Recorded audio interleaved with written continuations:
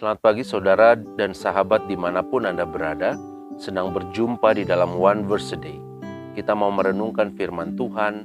Sebelumnya marilah kita berdoa. Ya Allah, kami sungguh bersyukur untuk kebaikan-Mu, untuk hari baru yang Tuhan beri, untuk kekuatan iman pengharapan di dalam Tuhan. Kami mau belajar dan merenungkan firman-Mu hari ini. Biarlah Engkau hadir, melawat dan menerangi kami semua. Terima kasih Bapa, di dalam Kristus kami berdoa. Amin. Saudara, firman Tuhan hari ini dari Ibrani 9 ayat 12. Dan ia telah masuk satu kali untuk selama-lamanya ke dalam tempat yang kudus, bukan dengan membawa darah domba jantan dan darah anak lembu, tetapi dengan membawa darahnya sendiri. Dan dengan itu ia telah mendapat kelepasan kekal. Saudara, kemah suci yang kemudian disebut dengan Bait Allah itu merupakan simbol dari kehadiran Allah di tengah-tengah umat Israel, umat pilihan Allah. Tempat-tempat tersebut sekaligus menjadi pusat peribadatan dan sistem kurban bagi umat Israel.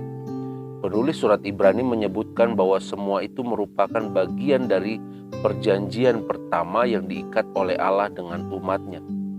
Akan tetapi, kini Allah telah menetapkan suatu perjanjian yang baru yang didasarkan pada karya dan pengorbanan Yesus Kristus, Imam Besar yang sejati.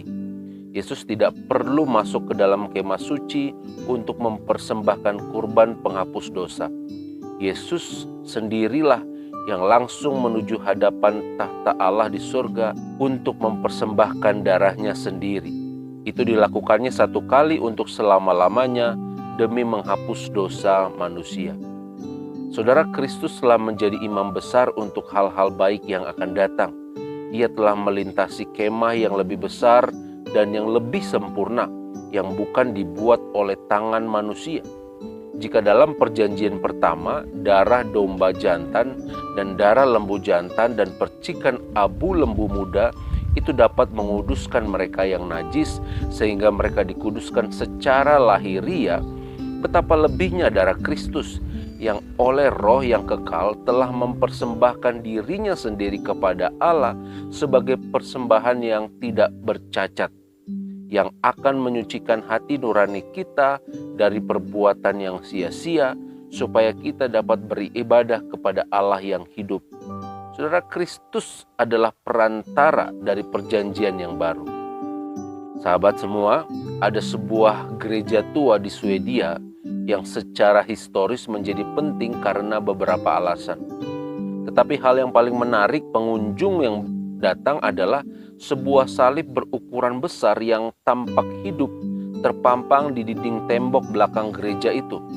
Salib itu tergantung tepat berhadapan dengan mimbar khotbah, dan pengkhotbah dapat melihatnya, tetapi tidak kelihatan bagi umat. Ketika ditanyakan kepada pemandu tentang mengapa salib itu tersembunyi seperti itu, ia biasanya menceritakan kisah berikut. Pada suatu hari Minggu, Raja Charles ke-12 mengadakan suatu kunjungan mendadak ke gereja itu. Ketika sang pengkhotbah menyaksikan bahwa sang raja sedang masuk ke dalam gereja, ia pun langsung menyingkirkan naskah khotbah tertulisnya, lalu menghabiskan waktu khotbahnya berbicara tentang keutamaan sang raja dan betapa banyaknya hal yang ia lakukan bagi rakyatnya. Beberapa hari kemudian, salib itu tiba di gereja sebagai hadiah dari sang raja.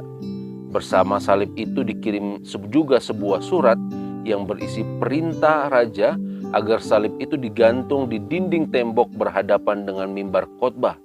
Sehingga mulai saat itu, setiap orang yang menggunakan mimbar itu untuk berkhotbah akan diingatkan pada seseorang yang harus dikhotbahkannya, dan seseorang itu adalah Kristus. Saudara, kita bersyukur oleh karena iman percaya yang dianugerahkan kepada kita. Segala kelemahan sebagai manusia sudah dibersihkan di dalam pengorbanan Kristus. Sesungguhnya tidak satu pun perbuatan baik yang kita lakukan itu layak dan sempurna di hadapan Allah. Di luar Kristus, kita tidak dapat berbuat apa-apa. Tetapi karena kasih Allah kepada dunia ini, Kristus datang di dunia untuk memberikan pengharapan baru bagi kita. Kita yang tadinya tidak punya kesempatan menjadi punya kesempatan. Kita yang tadinya bercacat tetapi kini dibasuh dan dibersihkan dengan darah Kristus. Kristus memberikan dirinya sebagai jaminan supaya saudara dan saya serta orang-orang yang mau percaya itu layak dan diterima di hadapan Allah.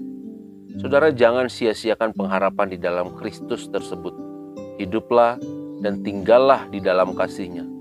Dia yang sudah bangkit, menang mengalahkan maut, akan membawa kita kepada kelepasan sejati, yakni kehidupan kekal. Roh Kudus menyertai dan memampukan kita di setiap perjuangan iman. Amin. Mari kita berdoa. Ya Allah, kami sungguh bersyukur untuk firman Tuhan yang boleh kami dengar dan kami renungkan. Kami diingatkan hari ini bahwa Engkaulah imam besar yang telah menjamin menjadi perantara bagi kami di dalam kami mempersembahkan hidup kami, sehingga segala persembahan yang kami berikan kepada Allah itu layak karena darah Kristus yang sudah dikorbankan untuk menghapus dosa-dosa kami, untuk melayakkan segala kehidupan kami. Terima kasih Bapa, biarlah kami menjalani hari-hari ini dengan penuh syukur senantiasa dan hidup tinggal di dalam Kristus saja. Terima kasih Bapa, di dalam Kristus kami berdoa. Amin. Tuhan memberkati kita semua saudara.